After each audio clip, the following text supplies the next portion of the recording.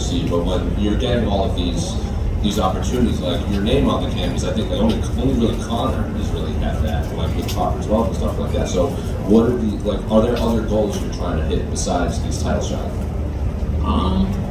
I think title shot's most important right now. With that comes a lot of other opportunities. So main focus right now is on Aljamain. That's it.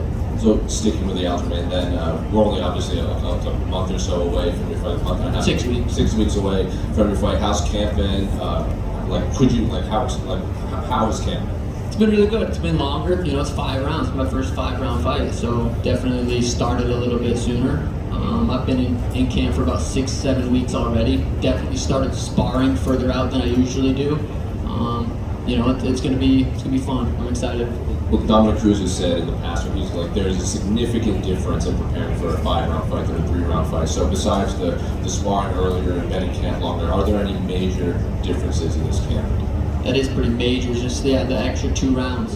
3 rounds compared to 5 rounds is a lot. 10 minutes of fighting is a long time. So just the extra sparring, the extra sprints, extra everything that goes into a title fight camp is it's interesting. It's fun.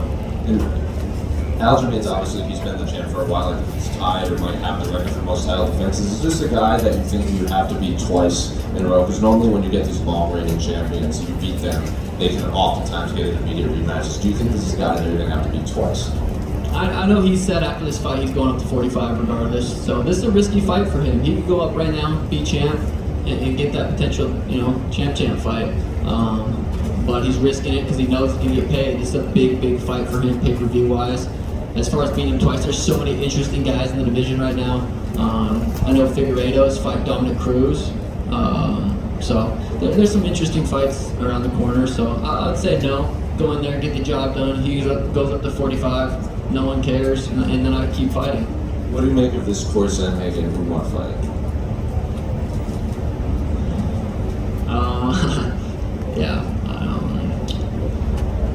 Doesn't make sense in my eyes. I think we're just look at fighting, look at business differently, and I think it's a very poor decision. Go out there and win. It's not.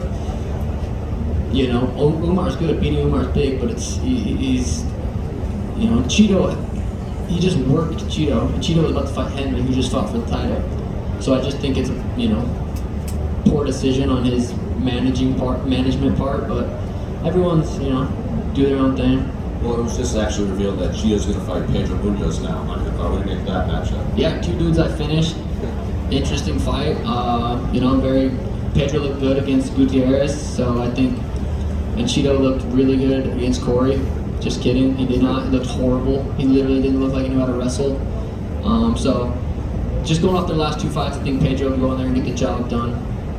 The final one for me, we just saw Robbie Lawler retire after a big knockout. We saw the rarely emotional Robbie Lawler. So I'm curious, what was your reaction to arguably one of the better retirements ever in the history? Yeah, we were just driving over, watching on the phone, and that's crazy. Tim said he made his UFC debut in 2001. 2002? That's insane. Yeah, that's crazy. Good for him. Hey, Sean, over here. I don't know if you've taken a look at the betting odds, but Aljamain's almost like a 3-to-1 favorite. You're one of the most, if not the most popular bantamweight fighter in the division. Does that surprise you to see the odds that wide? Not really. I mean, look at who he's beat. Look at the guys he's beaten the last 4 or 5 fights. My best win is over Peter Yan. Very close fight, very tough fight. So, looking at it like that, it makes sense. But that was what Peter versus me was, the same odds. Something I think they were even worse at one point. So I like that. It fuels me. It's exciting to go in there and fight the best bantamweight in the world. I go out there and put his lights out. What does that make me? Henry Cejudo, we mentioned they were supposed to fight Chito Vera. It looks like they're still trying to set up that fight with Merab. Were you worried that fight might never happen? Because it seemed like there was a lot of heat. It would be a good fight for everyone, you and Henry fight.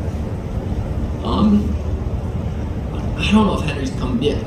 His shoulder, I think he's had issues with his shoulder in the past. Who knows how bad it is right now. I personally don't think we see Henry back.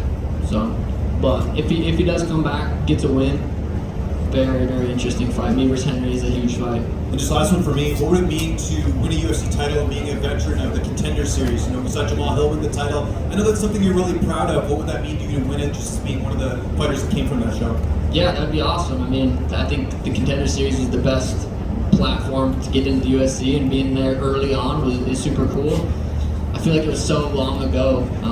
It was my first fight in Vegas. I think I fought here 10 times now, so it feels like a second home.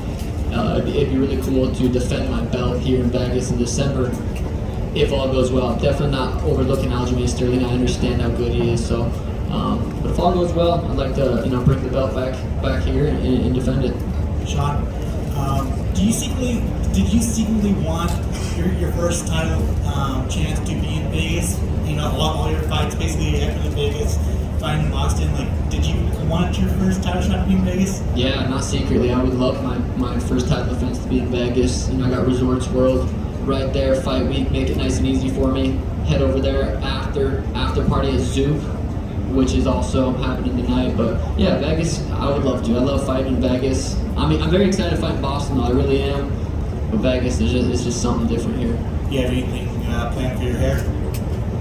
I don't really have a color. Who knows what we're gonna do. It's kind of always last second, but it'll be beautiful as always. And finally, Aljamain came out and said that this fight is against his will. What are your thoughts on that? Yeah, I mean that sucks. I don't really. It's a shitty position for him to be in. I didn't choose that. Like I said, he could have stayed the champ, moved up, fought winner tonight potentially, and then. But like I said, that's a big pay-per-view for him. It's gonna probably double, at least double what he just did against Henry. So, he's making financial decisions right now. You don't get to be in this game for too long. You don't get opportunities to fight one of the biggest stars too often, and he's not passing it up. It's Sean back here. A lot of times fighters, before they win the physical belt, they already have the mindset of a champion and they believe that they're the champion. Do you believe that you are the champion despite not having the physical belt? I believe I'm capable of becoming the champion 100%. You have to kind of get into that mindset. I had that mindset going into a bunch of my last fights. Definitely against Peter Yan, I knew how dangerous he was, and I knew I had to bring a certain level of focus and discipline to that fight. So yeah, I definitely have that mindset.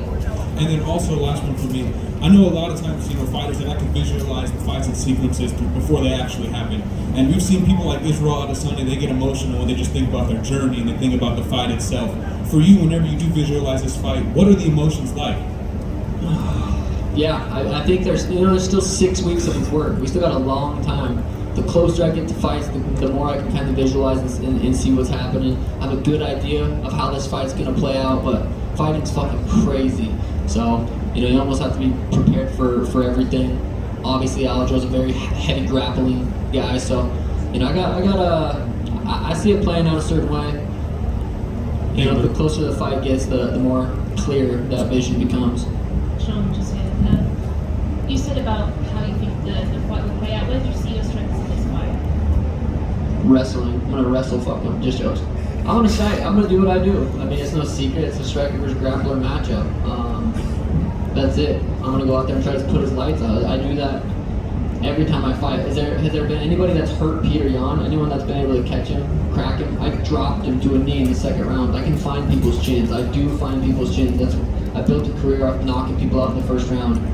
So he cuts a lot of weight. When you cut a lot of weight, that brain liquid goes away. It doesn't take many shots. Could take one shot right on the chin to put him down, and I know I'm capable of that. So that's how I see it going down. And with his comments saying about that this fight, this title defense was against his will, does that worry you at all in terms of perhaps injuries or how his mindset is going into this one?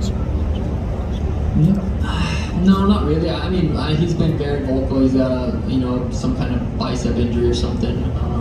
He said that before the last fight against Henry. They built an excuse to say, I've got these injuries and I'm going to this fight and I beat him. And he's like, well, you guys already knew. I said I was injured. I didn't want to fight.